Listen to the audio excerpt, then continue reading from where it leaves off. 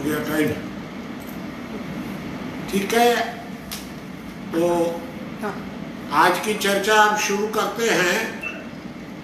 आज रविवार है और 11 बज चुका है, तो हम अपनी चर्चा प्रारंभ कर रहे हैं।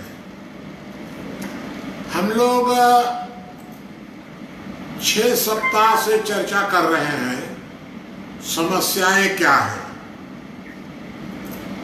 अब हम लोग देखिए, हमारा उद्देश्य समस्याओं पर ही चर्चा करना नहीं है।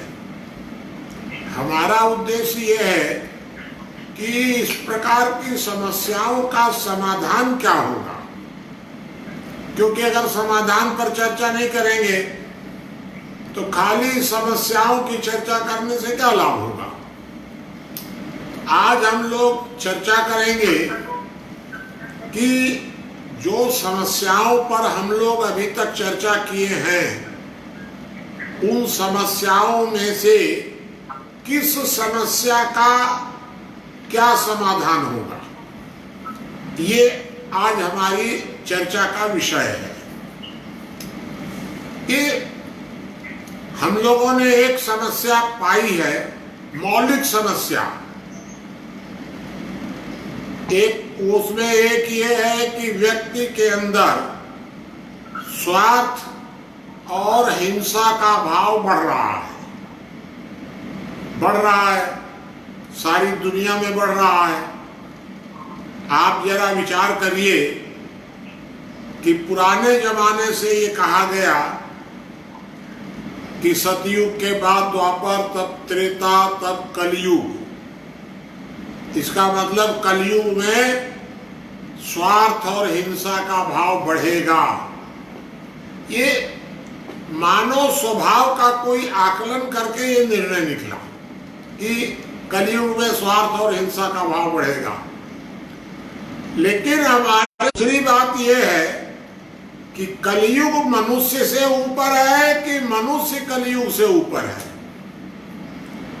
सतयुग आएगा कैसे? अपने आप तो नहीं आ जाएगा। कोई भगवान तो सतयुग नहीं ला देंगे, क्योंकि ईश्वर स्वयं तो कुछ करते नहीं है, ईश्वर तो किसी माध्यम से करते हैं। तो जब यह कलयुग का अंतिम चरण है, तो इसका मतलब है कि हम लोग को अब सतयुग लाने का प्रयास करना चाहिए। तो कौन करेगा तो फिर हम करेंगे, आप करेंगे, हम लोग मिलकर प्रयास करेंगे कि ये कलयुग का अंतिम चरण समाप्त हो रहा है, अब सतयुग आना चाहिए। आ जाएगा, निराश होने की कोई बात नहीं है। हम नहीं ला पाएंगे, आगे आने वाली पीढ़ी लाएगी।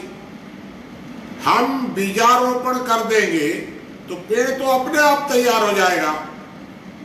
तो सबसे पहला काम यह है कि स्वार्थ और हिंसा नियंत्रित हो। इसके लिए परिवार व्यवस्था को पूरी तरह अधिकार संपन्न होना चाहिए, स्वतंत्र होना चाहिए और सशक्त होना चाहिए। राज्य मुक्त होना चाहिए परिवार व्यवस्था को। और परिवार व्यवस्था जो अभी तक चली आ रही है हमारी परंपरागत, वो परिवार व्यवस्था गड़बड़ है। तो इसलिए परिवार व्यवस्था में हमें 2 प्रकार के संशोधन करने होंगे। पहला, व्यक्तिगत संपत्ति पर पूर्ण प्रतिबंध, और दूसरा, व्यक्तिगत स्वतंत्रता पर पूर्ण प्रतिबंध। परिवार का कोई भी सदस्य स्वतंत्र नहीं हो सकता है। परिवार का कोई भी सदस्य अलग से संपत्ति नहीं रख सकता है। परिवार को व्यक्तियों का समूह न बनाकर उसे एक टीम के रूप में बनना चाहिए। टीम मतलब हानि, लाभ, जीवन, मरण, जो भी होगा, अच्छा बुरा जो भी होगा, सब ज्वाइंट होगा, संयुक्त होगा। अगर परिवार का कोई सदस्य कोई अपराध करता है तो उस अपराध के लिए परिवार को भी दोषी मानना चाहिए, तब ना वो अपने परिवार के लोगों पर नियंत्रण करेगा। तो परिवार का अनुशासन होना चाहिए। एक समाधान मैंने आपको बता दिया कि स्वार्थ और हिंसा दो पर नियंत्रण की शुरुआत परिवार से होनी चाहिए। दूसरा, परिवार में एक संशोधन ये होना चाहिए कि परिवार के प्रत्येक सदस्य को मुखिया का आदेश मानना होगा और परिवार के सारे सदस्य मिलकर जो निर्णय करेंगे वह मुखिया को मानना होगा। इस तरह हम लोगों का आपस में संयुक्त परिवार और व्यक्ति, इन दोनों का अंतर मैंने स्पष्ट कर दिया। तो सबसे मूल समस्या जो स्वार्थ और हिंसा है, इस पर नियंत्रण के लिए परिवार सशक्त होना चाहिए। दूसरा, मैं आपको बताऊं कि राज्य हमेशा समाज को बांट के रखता है, वर्ग विद्वेष बढ़ाता है, महिला पुरुष, जात पात, धर्म संप्रदाय, हिंदू मुसलमान, गरीब और अमीर,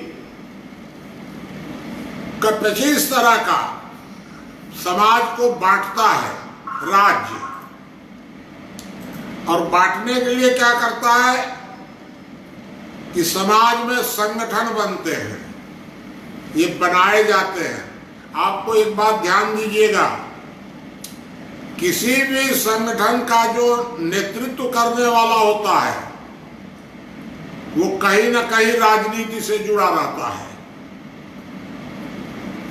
खेल संघ, जो खिलाड़ियों का संघ है, उसका अध्यक्ष कोई नेता बनेगा। व्यापार संघ का कोई अध्यक्ष बनेगा तो वो नेतागिरी शुरू कर देगा। जातीय संगठनों का कोई अध्यक्ष बनेगा तो नेता हो जाएगा। तो राजनीति और संगठनों का संबंध है। संगठन कभी भी समाज के लिए हितकर नहीं है, कभी भी। आज तक दुनिया में भारत नहीं, दुनिया में एक भी संगठन ऐसा नहीं बना है जिसने समाज सशक्तिकरण का काम किया हो, समस्याओं के समाधान का काम किया हो। ऐसा कोई संगठन बना ही नहीं है। तो हमको क्या करना है इसके लिए? किसी भी प्रकार के संगठन से जितना संभव हो दूरी बनाइए। अब भाई, अब आप कहिएगा बात दूरी बना ले तो कैसे होगा? अगर आपका कोई स्वार्थ सदता है तो संगठन में शामिल हो जाइए, स्वार्थ तक, परमार्थ के लिए नहीं। आपको सुरक्षा मिलती है, शामिल हो जाइए।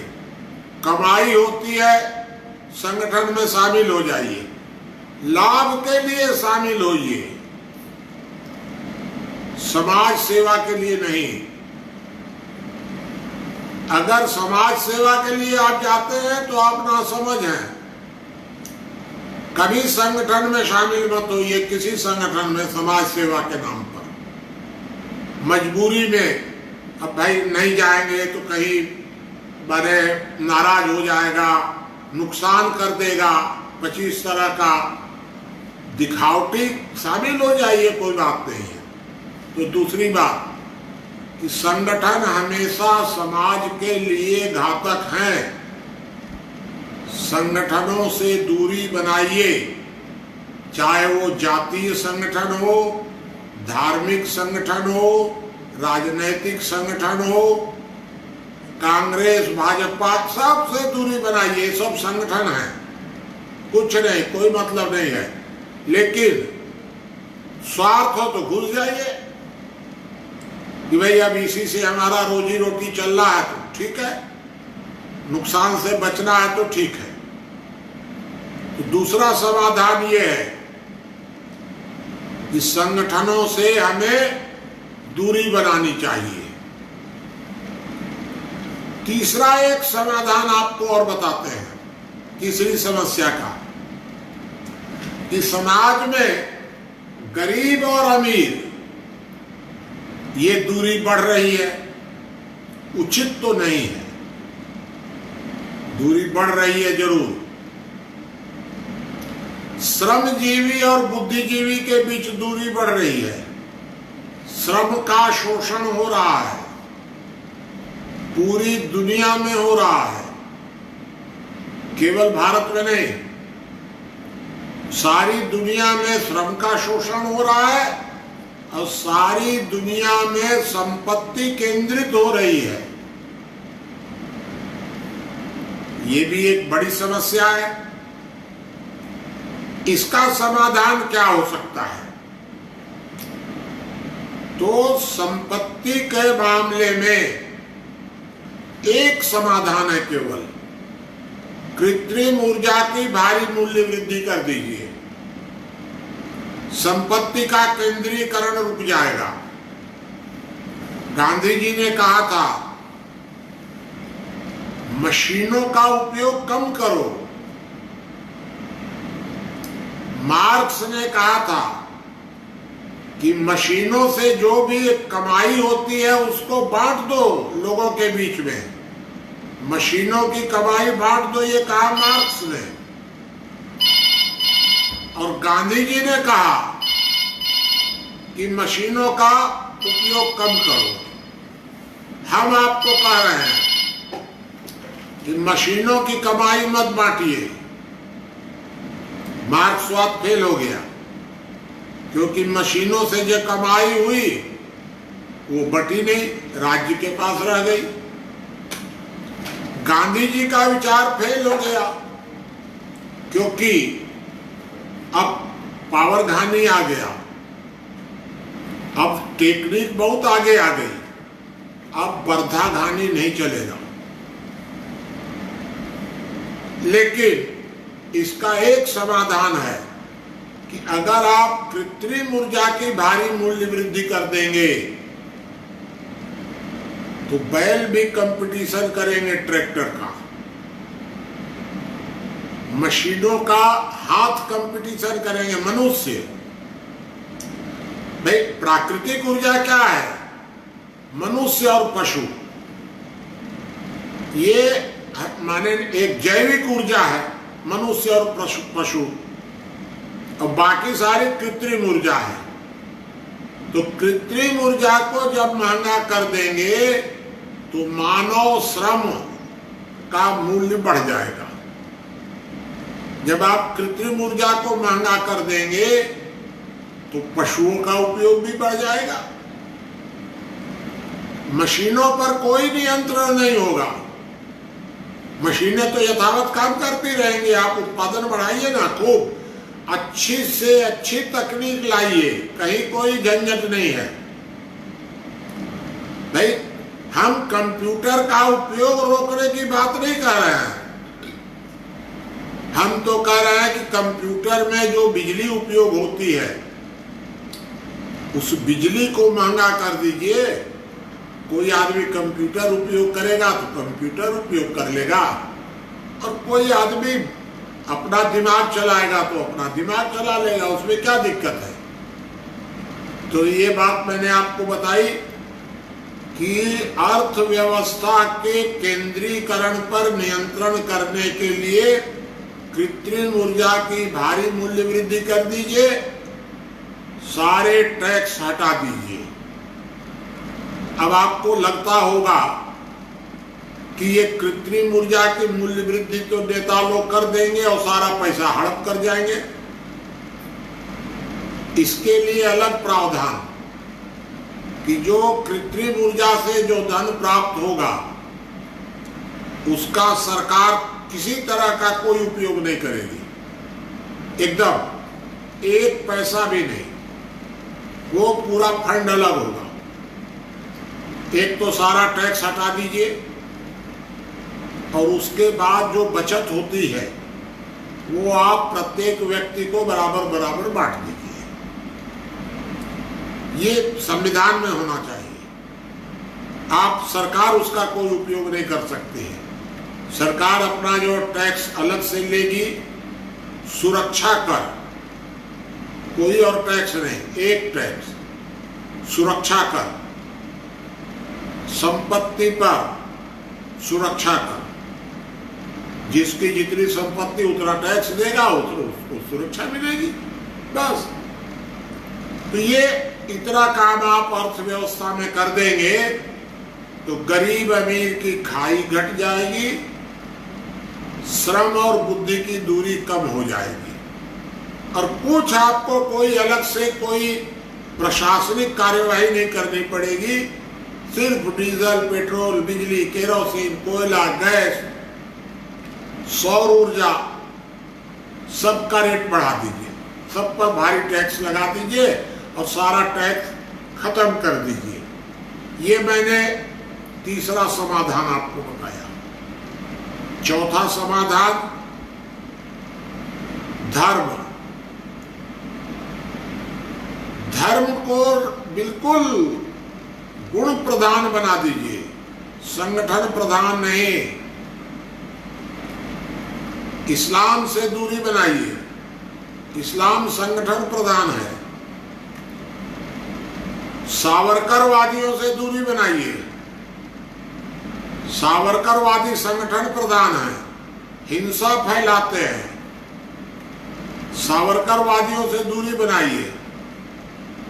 संघ को इस दिशा में प्रेरित करिए कि धर्म को संगठित स्वरूप न दे।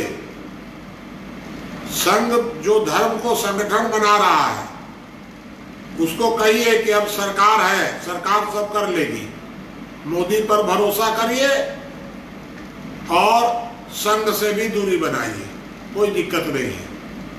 लेकिन सावरकरवादियों से तो 1 किलोमीटर दूर रहिए, छाया मत पड़ने दीजिए किसी सावरकरवादी के घर में। बहुत खतरनाक जीव है ये लोग, कभी शांति से नहीं रहने देंगे। तो एक बात, तीसरी बात कि धर्म को संप्रदाय मत बनने दीजिए। धर्म व्यक्ति का व्यक्तिगत गुण होता है, व्यक्तिगत, उन गुणों का विकास होने दीजिए। हिंदुत्व की दिशा में आगे बढ़िए, हिंदू राष्ट्र की दिशा में मत बढ़िए। धर्म को कभी भी राष्ट्र से नहीं जुड़ना चाहिए। धर्म गुण व्यक्ति से जुड़ा होता है, राष्ट्र से क्या जुड़ेगा धर्म। तो धर्म को व्यक्ति के गुण से जुड़ने दीजिए। इसके लिए हमको क्या करना है? इसके लिए सिर्फ इतना करना है कि धर्म को संप्रदाय से दूर करिए, एकदम किसी तरह का हमको धार्मिक संप्रदाय नहीं बनाना है। हिंदुत्व को इस्लाम की राह पर मत चलने दीजिए। इस्लाम को हिंदुत्व की राह पर चलने के लिए प्रेरित करिए कि इस्लाम हिंदुत्व की राह पर चले, छोड़े अपना संगठन। भाई इस्लाम को, मुसलमान को क्या हम चाहते हैं? मुसलमान से चाहते हैं कि रोजा रखे, नमाज पढ़े, हज जाए, करे ना अपना 5 काम, दान करे, जकात, 5 काम करे जो कुरान में बताया है। और बाकी ये सब, ये 3 तलाक और महिला और पुरुष और फलाना ठिकाना, 4 विवाह करेंगे, फलाना करेंगे, सब खत्म कर दीजिए। सच्चे मुसलमान बनिए, संगठित मुसलमान मत बनिए। शुक्रवार को नमाज पढ़नी हो तो अभी घर में पढ़िए कुछ दिन, मत जाइए शुक्रवार को। घर में पढ़िए ना, नमाज पढ़ने के लिए थोड़े रोक है।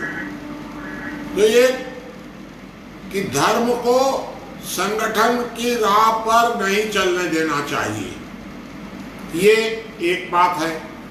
क्योंकि धर्म जो है ये गुण प्रधान होता है, समस्याओं का समाधान करता है। और वर्तमान समय में देखिए, सारी दुनिया का इतिहास खोलकर देख लीजिए, 400-500 वर्षों का, 1000 वर्षों का इतिहास अगर आप देखेंगे तो धर्म के नाम पर जितनी हत्याएं और अत्याचार हुआ है धर्म के नाम पर, उतना अपराधियों ने नहीं किया है।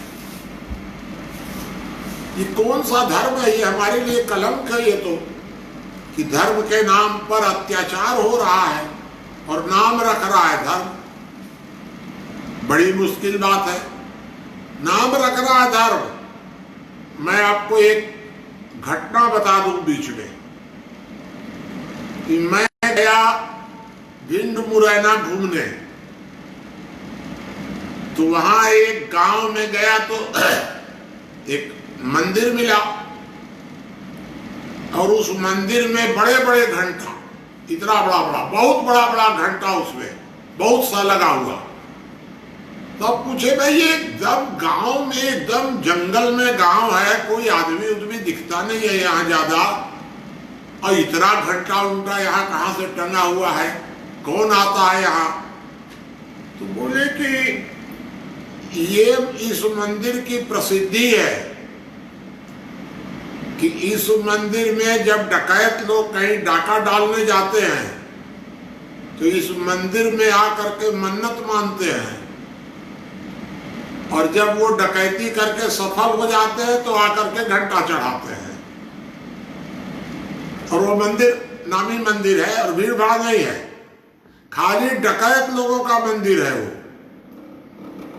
अब बताइए, ये धर्म है हमारा?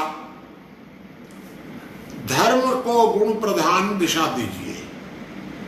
ये मैंने आपको एक तीसरी बात बता दी समस्याओं के समाधान के नाम पर। चौथी बात कि समाज जो है ये सबसे ऊपर है। समाज कोई, देखिए आपको एक घटना बता देते हैं, जानकारी आप, घटना नहीं वास्तविकता। एक शब्द है प्रयाग। प्रयाग शब्द आप लोग सब लोग सुने हैं। प्रयाग का अर्थ जानते हैं? जानती है सानू? प्रयाग, प्रयाग माने इलाहाबाद है ना? हाँ। लेकिन इलाहाबाद माने क्या, प्रयाग माने क्या? जहां दो पवित्र नदियों का संगम हो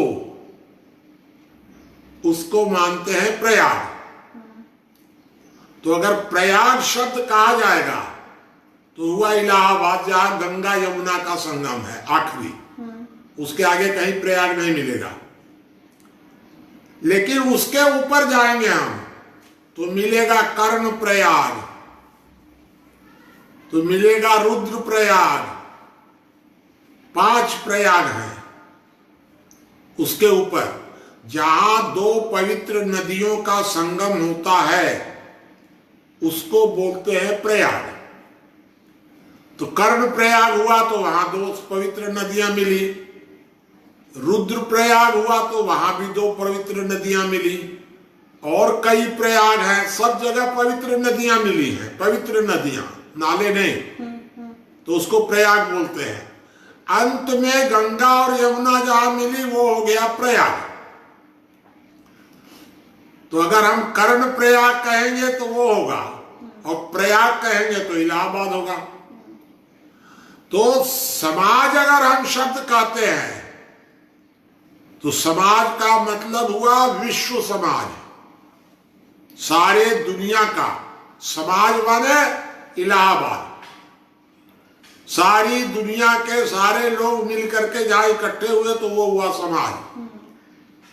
लेकिन हम कहेंगे भारतीय समाज तो भारत के लोग हुए।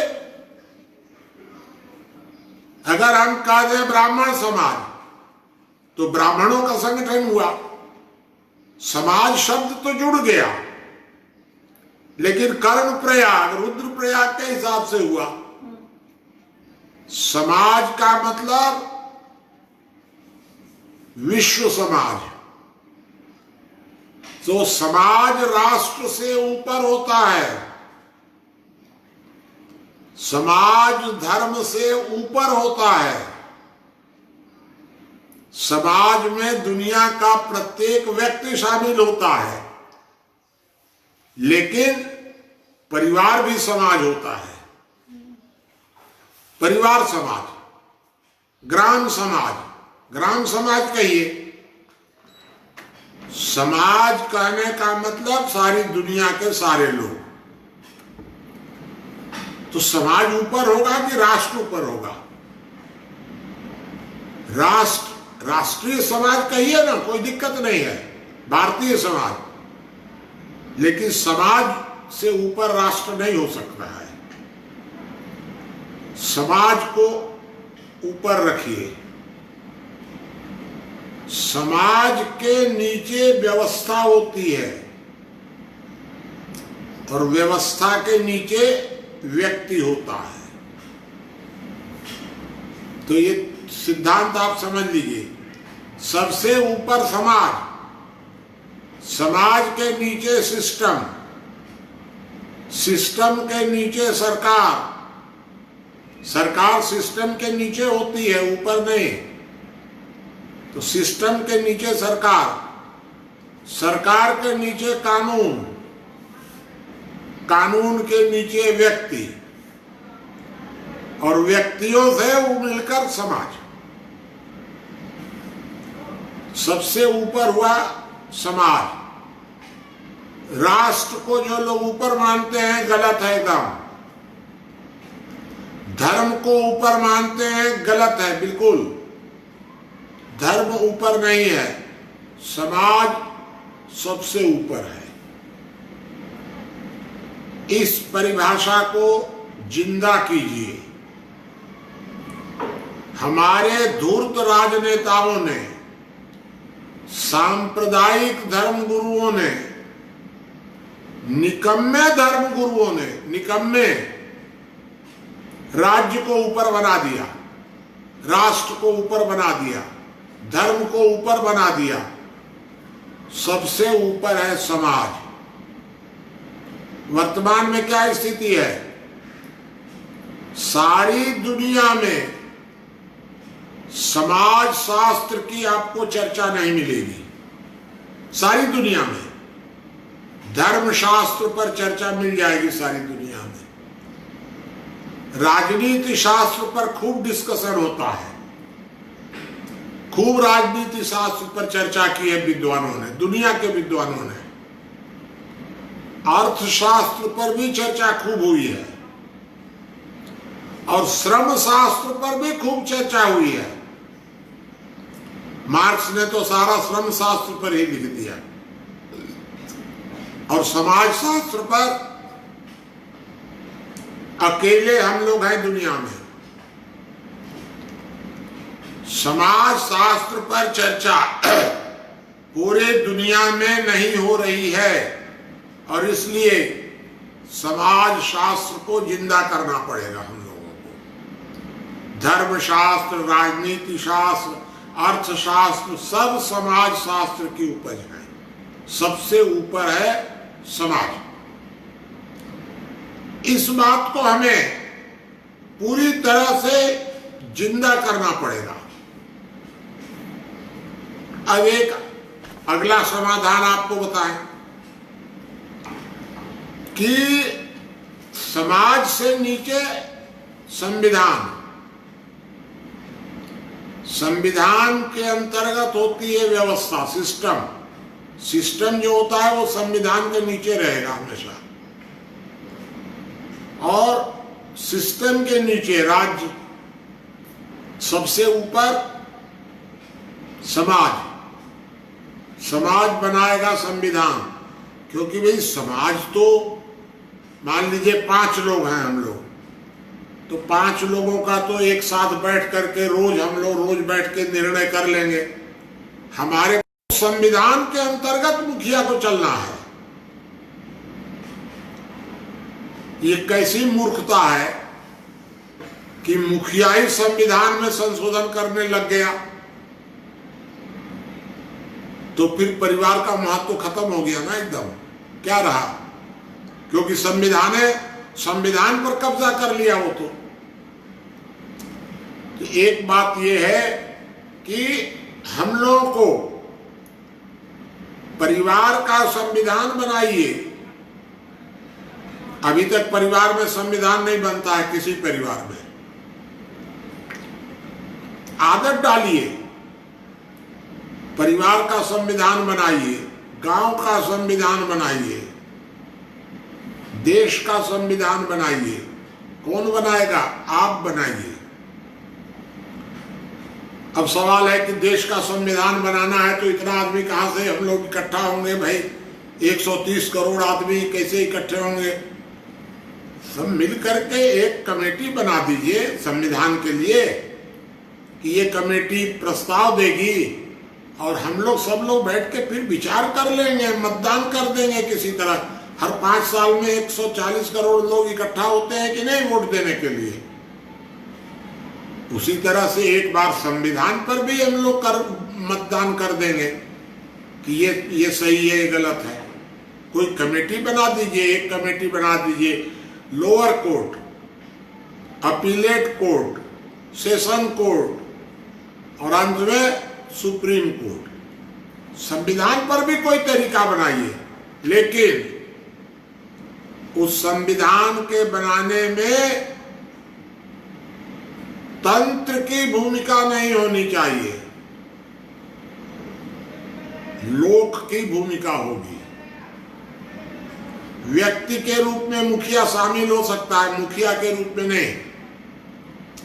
एक बात आप सोचिए, मेरा लड़का कलेक्टर बन गया तो कलेक्टर बन गया, बड़ी खुशी की बात है, कलेक्टर हो गया। मैं जाऊंगा कलेक्टर के ऑफिस में तो मैं खड़ा रहूंगा, कलेक्टर बैठा रहेगा। होगा ना? ऐसे ही होगा ना, कलेक्टर बैठा रहेगा। अब मेरा लड़का, हमारे घर में कोई मौत हो गई तो मेरा लड़का घर में आया, कलेक्टर तो घर में आया तो नीचे बैठेगा, अब मैं ऊपर बैठूंगा और मैं उसको डांट दूंगा, एक झापड़ मार दूंगा, चुप रहेगा। मेरा लड़का है। तो कलेक्टर के ऑफिस में वो कलेक्टर है, मैं नहीं हूं, और हमारे घर में हम मालिक हैं, वो नहीं है। ये अंतर समझिए दोनों का। यही अंतर है मुखिया और परिवार के बीच। मुखिया जब परिवार के बीच बैठेगा तो जमीन पर बैठेगा, और मुखिया जब मुखिया के पद पर बैठेगा तब वो ऊपर बैठेगा, मुखिया के पद पर। इस अंतर को बनाइए। ये अंतर खत्म हो गया एकदम। मुखिया जो है वो अपने को परिवार का मुखिया नहीं कहता है, मालिक कहता है। तो मालिक हो गया तो परिवार क्या हो गया? सिस्टम को जिंदा कीजिए। सिस्टम बनेगा समाज से, और सिस्टम के नीचे प्रत्येक समाज के प्रत्येक व्यक्ति को रहना पड़ेगा, मानना पड़ेगा सिस्टम की बात। अभी क्या होता है, एक पुलिस वाले ने हाथ दिया, चलिए गलती से ही किसी की भी होगी गलती किसी की, तो उस सिपाही ने किसी को एक झापड़ मार दिया, नहीं मारना चाहिए था, मार दिया। आपको अधिकार नहीं है कि आप उस सिपाही को मार दें। वो सिपाही अगर आपको मारता है तो आप सिस्टम के पास जाइए, अपील करिए, आप मार नहीं सकते हैं। ये गुंडागर्दी है एकदम। अभी जो राज्यसभा में हुआ ये गुंडागर्दी है हमारे नेताओं की। अगर राज्यसभा के उपसभापति ने गलती की तो आप सिस्टम के पास जाइए, आप मारपीट करेंगे। अगर कलेक्टर गलती करता है मेरे साथ तो हम सिस्टम के पास जाएंगे ना कि वहीं पर झगड़ा कर देंगे। ये गुंडे हैं जिन लोगों ने राज्यसभा में जाकर के गुंडागर्दी की है, चाहे वो संजय भाई हो चाहे जो भाई हो, ये गुंडागर्दी है एकदम से। आप कभी भी सिस्टम को मत तोड़िए। सिस्टम तोड़ना अच्छी बात नहीं है, सिस्टम को बदलिए। गांठ बांध लीजिए एक बात कि हम कानून नहीं तोड़ेंगे, कानूनों को बदलने का प्रयास करेंगे। अब ये बताइए कि अगर कानून गलत है तो क्या करें? बदलने का प्रयास करें तो बदल सकेंगे नहीं आसानी से, तो बचने का प्रयास कीजिए उससे। मान लीजिए कहीं गलती से आप क्रॉस कर दिए और सिपाही पकड़ लिया, नहीं मान रहा है, अरे भाई तो 200-400 रुपया उसको दे दीजिए, कोई रोक टोक है। बचने का प्रयास कीजिए, सिर्फ झगड़ा मत कीजिए उसके साथ। अगर आप उसको झगड़ेंगे तो आपने कानून तोड़ा, और 100-200 रुपया दे करके निकल गए तो कोई हर्जा नहीं है। बचने का प्रयास, खराब कानूनों से बचना कहीं गलत नहीं है एकदम। मैं आपको एक बात बताऊं कि हमको भाई अच्छे अच्छे गांधीवादियों से हमारा संपर्क है, अच्छे अच्छे गांधीवादी। तो मैंने पूछा उनसे कि भाई एक आदमी ट्रेन में बिना टिकट यात्रा कर रहा है, हमको पकड़वाना चाहिए कि नहीं? तो बोले पकड़वा देना चाहिए। हमको ये बताइए कि सरकार सारे धन का दुरुपयोग कर रही है तो अब हम क्या करें? कहे उसका तो अब कोई उपाय नहीं है, लड़ना पड़ेगा झगड़ा। अरे भाई मेरे, हम क्या करें? तो जब सरकार हमारी नहीं है, सरकार सारे धन का दुरुपयोग कर रही है और हमारे समाज का कोई व्यक्ति बिना टिकट यात्रा कर रहा है तो हम उसके साथ रहें कि इसके साथ रहें? हम क्यों सरकार की दलाली करें जब तक कि सरकार हमारी नहीं है? अगर हम ये समझ लेंगे कि ये सरकार ठीक है, पैसे का सदुपयोग कर रही है, बिना टिकट यात्रा नहीं करने देंगे किसी को। अगर ये पैसा सारा सरकार दुरुपयोग कर रही है, बर्बाद कर रही है, तो जो बिना टिकट यात्रा कर रहा है करने दीजिए, आपका क्या बिगड़ रहा है उससे? बेमतलब की बात है ये सब। वो 2 नंबर का काम कर रहा है, वो 2 नंबर का।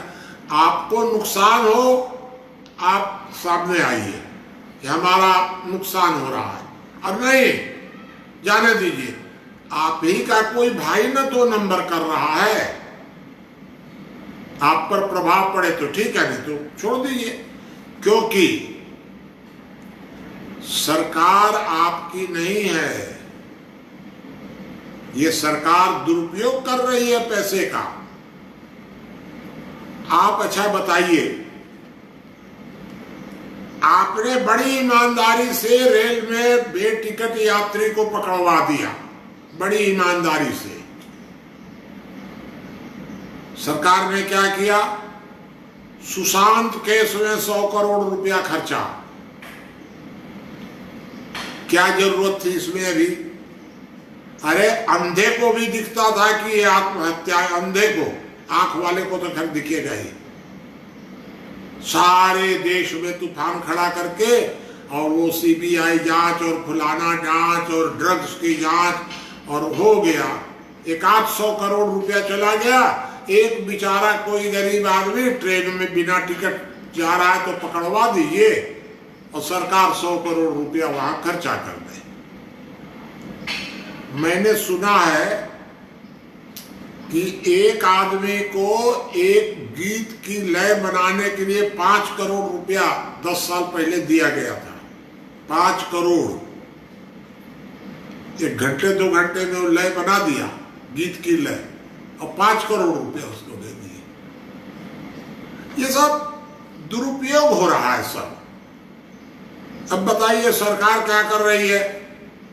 उस शहर का नाम बदल दो, उस शहर का नाम बदल दो, उस जिले का नाम बदल दो, कभी अंबेडकर नगर कर दो, कभी हाथरस नगर कर दो, कभी फलाना कर दो, नाम बदल दो। अरे भाई तुम्हारे पास और कोई काम नहीं है? अरे काहे को ये सब नाम बदलने के चक्कर में लगे हुए हो?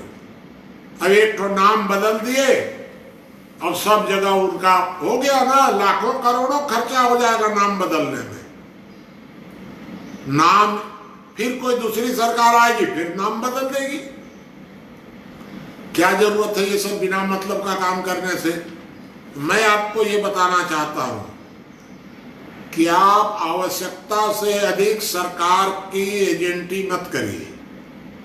जब आपको लगे कि अब सरकार ठीक दिशा में काम कर रही है, पैसे का सदुपयोग हो रहा है, किसी को मत चोरी करने दीजिए एकदम।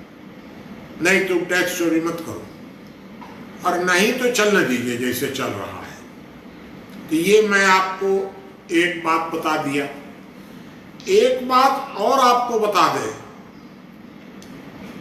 व्यवस्था परिवर्तन के लिए 2 सूत्र है कुल।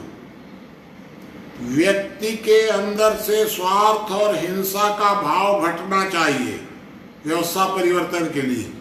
परिवार को सशक्त कीजिए एक। और व्यवस्था परिवर्तन का एक दूसरा सूत्र ये है कि आपका संविधान तंत्र की कैद में है, जेल में, तंत्र के जेल में कैद है। उस संविधान को मुक्त कराइए। संविधान लोक बनाएगा, तंत्र नहीं बना सकता है, लोकतंत्र है। तो संविधान बनाने में लोक की भूमिका होगी, और तंत्र बाहर रहना चाहिए एकदम। तंत्र का कोई हस्तक्षेप नहीं होना चाहिए। तंत्र प्रस्ताव दे सकता है कि भाई ऐसा कर दीजिए, ऐसा कर दीजिए, प्रस्ताव दे सकता है, निर्णय तो करेगा लोक। संविधान अगर मुक्त हो जाएगा तो व्यवस्था परिवर्तन हो गया। और अगर संविधान गुलाम है तो बाकी सारे कार्य इस व्यवस्था में सुधार के लिए, संशोधन के माने जा सकते हैं। व्यवस्था परिवर्तन नहीं है। गोविंदाचार्य जी व्यवस्था परिवर्तन, रामदेव जी व्यवस्था परिवर्तन, कोई भी माने ऐरा गैरा कोई भी व्यवस्था परिवर्तन जानते हैं। कोई व्यवस्था परिवर्तन क्या है? ये जितने व्यवस्था परिवर्तन वाले हैं, ये व्यवस्था में सुधार की बात करने वाले लोग हैं। व्यवस्था परिवर्तन नहीं जानते हैं। व्यवस्था परिवर्तन अलग है, व्यवस्था में सुधार अलग है। ये बात अपने दिमाग में आप रखिए। जितने व्यवस्था परिवर्तन के नामधारी हैं, ये सब गलत है। माने इनको हम गलत नहीं कह रहे हैं, लेकिन ये नासमझ है। व्यवस्था को नहीं समझ रहे हैं कि व्यवस्था में सुधार और परिवर्तन में क्या अंतर है। ये नासमझी है। हम नियत पर कोई प्रश्न नहीं उठा रहे हैं किसी के। ये इनकी नियत खराब नहीं है, लेकिन नासमझी है। हमसे कई मित्र जुड़े। भाई आप जानते हैं कि हमसे हमारे अरविंद केजरीवाल वगैरह भी जुड़े। अपने पानीपत वाले जो हैं आईजी साहब, वो भी जुड़े। गोविंदाचार्य जी वगैरह भी हम लोगों के साथ जुड़े रहे हैं, सारे लोग जुड़े। सब लोग चाहते थे कि व्यवस्था परिवर्तन हो, लेकिन संविधान के साथ छेड़छाड़ नहीं होनी चाहिए। संविधान संशोधन का अधिकार तो तंत्र के पास रहना चाहिए। क्यों भाई, ऐसा क्यों वो मानते हैं? क्योंकि उनका काम राजनीति करना है, चुनाव लड़ना है, सत्ता में जाना है। अगर संविधान मुक्त हो गया तो फिर उनका महत्व खत्म हो जाएगा। वो मालिक बनना चाहते हैं, मैनेजर नहीं बनना चाहते हैं। अगर मैनेजरिये करनी होगी तो हम अपना दुकान चला लेंगे, खेती कर लेंगे। हमको मालिक बनना है, इसलिए हम नेतागिरी कर रहे हैं। तो राजनीति में जाना है हमको। सब हमारे जितने साथी हुए संविधान के मुद्दे पर चुप। राइट टू रिकॉल होना चाहिए, ग्राम सभा होना चाहिए, सब सहमत है, हर मामले में सहमत है। लेकिन संविधान कैद खाने से मुक्त होना चाहिए, नहीं तो बेकार बात है। अब मैं आपसे कहना चाहता हूं कि व्यवस्था परिवर्तन के दो ही सूत्र हैं। एक मैंने बताया आपको, परिवार, और एक बता दिया तंत्र से संविधान की मुक्ति। यही व्यवस्था परिवर्तन का सूत्र है। यही लोकतंत्र, वास्तविक लोकतंत्र यही होगा। वो लोकतंत्र नहीं है जो अभी दुनिया में चल रहा है। क्या है ये दुनिया का लोकतंत्र? कहां से ले आए? For the people, of the people, by the people. कहिए ना किसी के सामने लोकतंत्र की परिभाषा तो जाने कोई एक ठो भूल जाएगा, यादें नहीं हो। और तो उससे पूछिए कि इसका अर्थ क्या है, अर्थ भी नहीं जानेगा। और उससे पूछिए कि अच्छा लोक नियंत्रित तंत्र, तुरंत बता देगा 1 मिनट में, लोक नियंत्रित तंत्र। तो लोकतंत्र की परिभाषा बदल दीजिए। जो गांधी जी ने लोकतंत्र की परिभाषा बताई, जिस लाइन में जयप्रकाश गए, जिस दिशा में जाना चाहते थे ये अपने माने अभी वाले अन्ना हजारे जाना चाहते थे, जा नहीं सके। वो लोकतंत्र की वास्तविक परिभाषा है। ये उधार ले आए कहीं से फॉर द पीपुल, बेकार बात है सब। तो संशोधन के लिए वर्तमान जो परिस्थितियां हैं, इसमें संशोधन यदि करना है, लोकतंत्र की डिफिनीशन बदलिए। लोकतंत्र के साथ आप वर्ण व्यवस्था को जोड़ दीजिए। कल रात को चर्चा हो रही थी आप लोगों से, तो वो बात मैं अभी नहीं दोहराऊंगा, फिर और अगले सप्ताह और चर्चा होगी उस विषय पर। तो वर्ण व्यवस्था को जोड़ दीजिए लोकतंत्र के साथ। हमारे भारत में कभी लोकतंत्र नहीं रहा पुराने जमाने में, वर्ण व्यवस्था रही है। अब वर्तमान समय में हम इन दोनों को जोड़ करके एक नई परिपाटी बना सकते हैं। एक बात और समझिए आप कि जो वर्तमान संविधान है, इसको मुक्त कराने में बहुत टाइम लगेगा। अभी लंबी लड़ाई है व्यवस्था परिवर्तन की। इस संविधान में क्या क्या बदलाव अभी होना चाहिए तुरंत, तो आप दिमाग में रखिए इसको। 5 प्रायोरिटीज होनी चाहिए उसमें संविधान में। फर्स्ट प्रायोरिटी, फर्स्ट लोक स्वराज, डिसेंट्रलाइजेशन ऑफ पावर, नीचे जाने दीजिए, बल्कि नॉन सेंट्रलाइजेशन ऑफ पावर कर दीजिए उसको। हम पंचायती राज्य के पक्ष में नहीं हैं, हम ग्राम सभा के राज्य के पक्ष में हैं। पंचायती राज्य नहीं, ग्राम स्वराज्य। तो एक तत्काल में decentralisation of power, non centralisation तो देखेंगे बाद में। एक हुआ अपराध नियंत्रण की गारंटी, ये भूख हटाओ और ये तंबाकू हटाओ और शराब बंदी करो, फलाना करो, महिला उत्पीड़न दूर करो, महिलाओं के साथ एक बोर्ड लगा हुआ है ना वहां पर दिल्ली में, महिलाओं पर अत्याचार कानूनन अपराध है। अरे मूर्खानंद, किसके ऊपर अत्याचार की कानूनन छूट है? जब प्रत्येक व्यक्ति के ऊपर अत्याचार करना अपराध है तो महिला शब्द लिखना क्यों जरूरी था उसके अंदर? बदमाशी है ये सब बोर्ड लगा लगा करके। इसलिए मैंने आपको बताया था कि अगर कोई महिला सशक्तिकरण का नारा लगाने वाली, कल मैं एक अखबार में पढ़ रहा था, कोई ऋचा शर्मा का लेख, खाली महिला सशक्तिकरण। एक परसों पढ़ रहा था देवी चर्य। कोई औरत अगर कहीं किसी अखबार में लिखेगी तो किसी विषय पर नहीं लिखेगी, कोई विषय नहीं है उसके पास, एक विषय है खाली महिला सशक्तिकरण।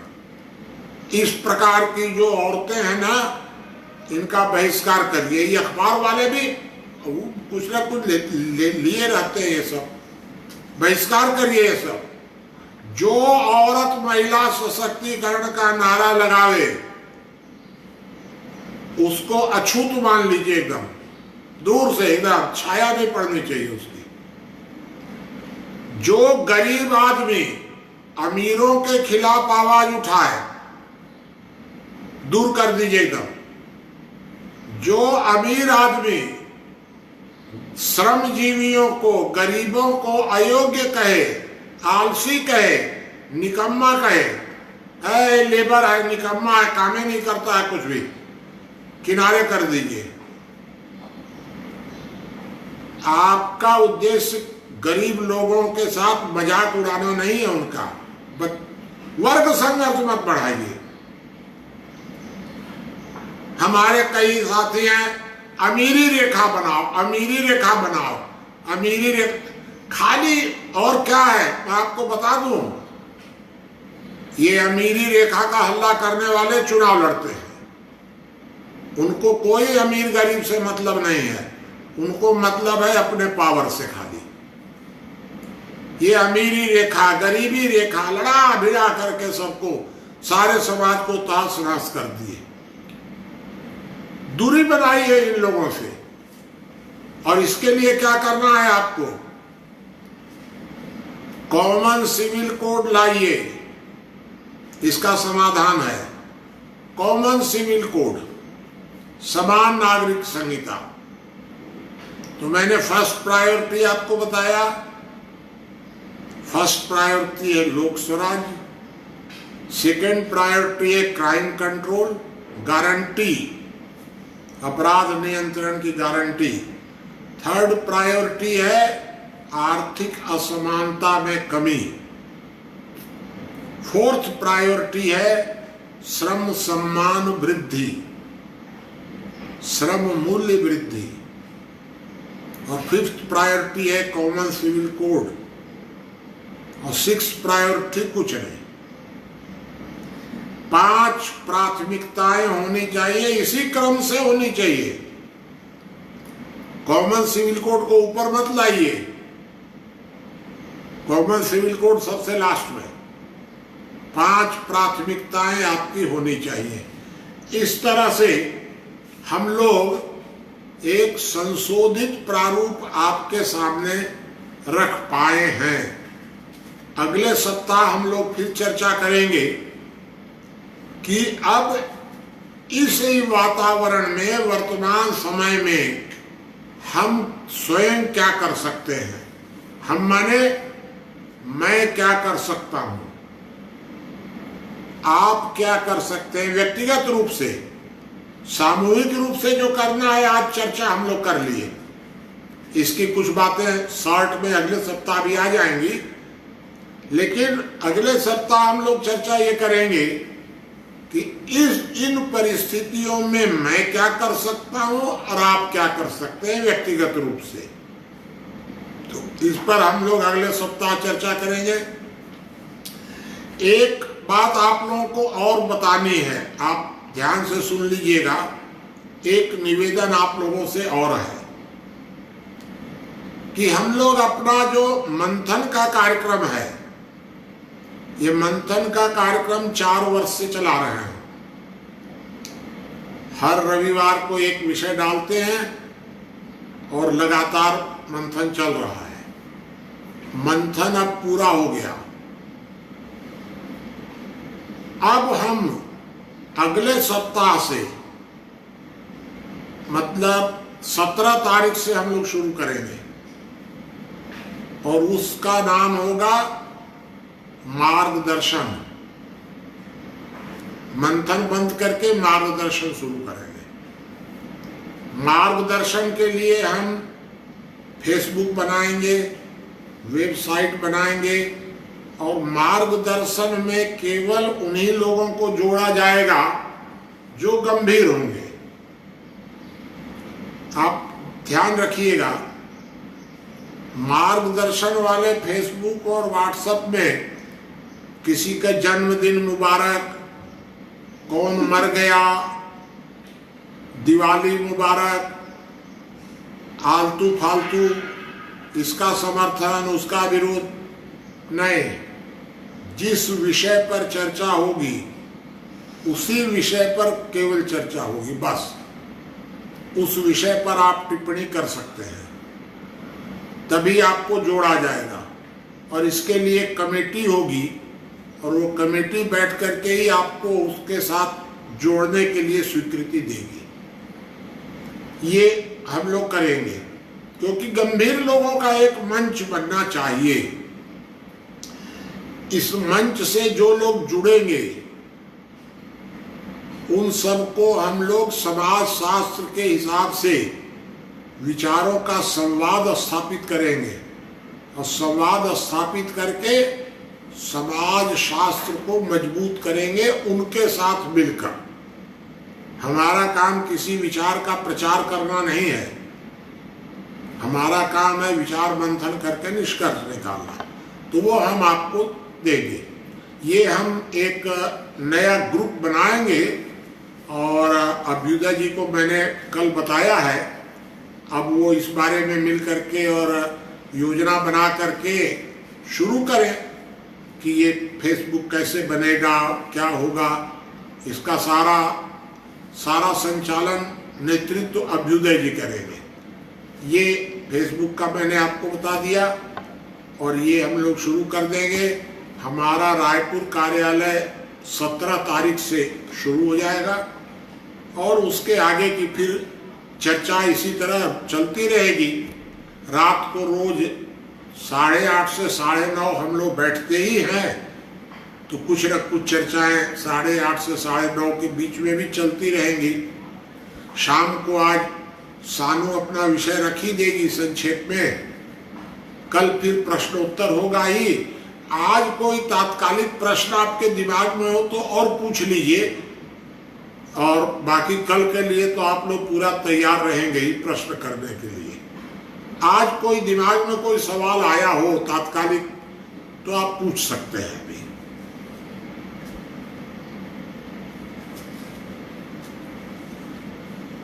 बताइए, कोई बात है कि आज का समाप्त करें?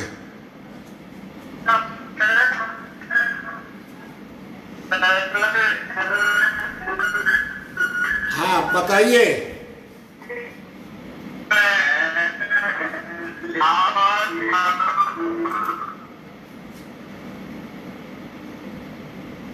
हाँ क्या है? कोई बात नहीं है ना?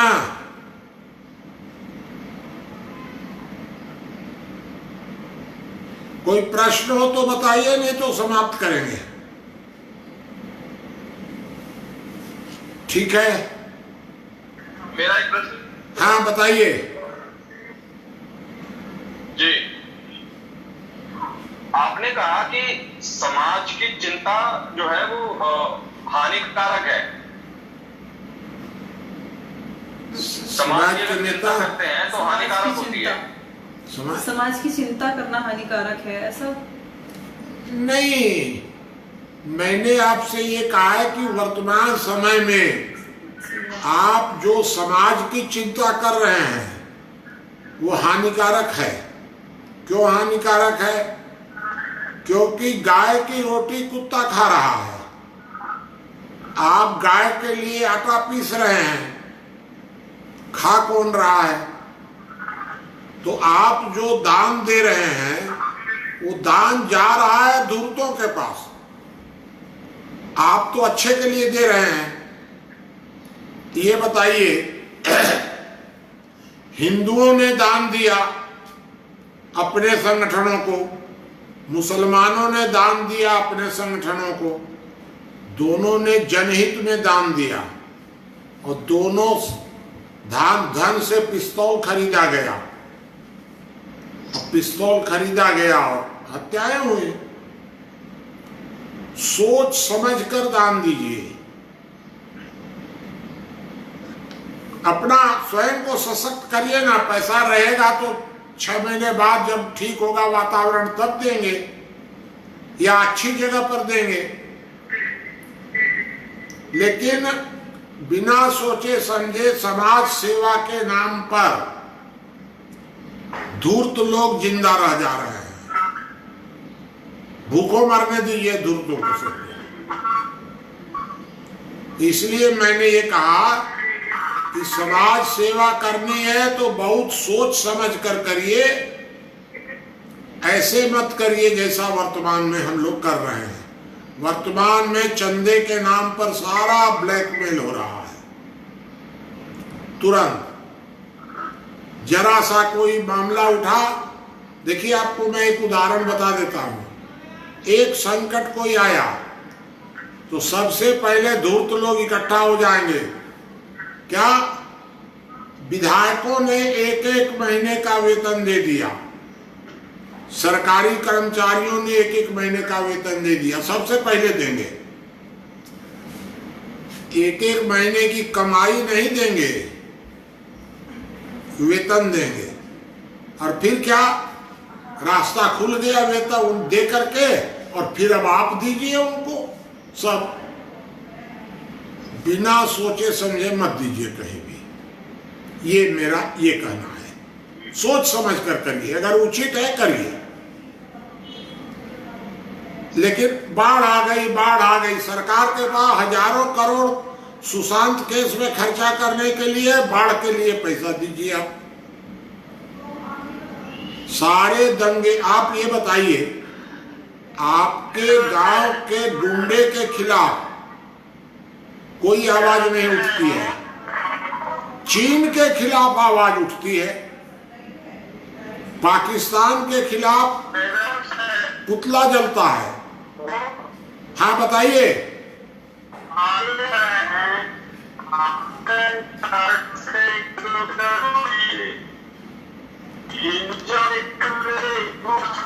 आपकी आवाज हमको नहीं समझ में आ रही भाई।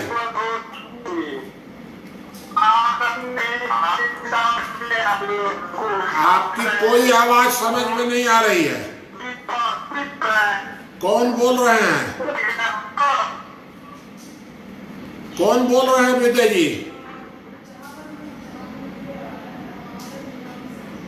चलिए, कोई आवाज समझ में नहीं आई है।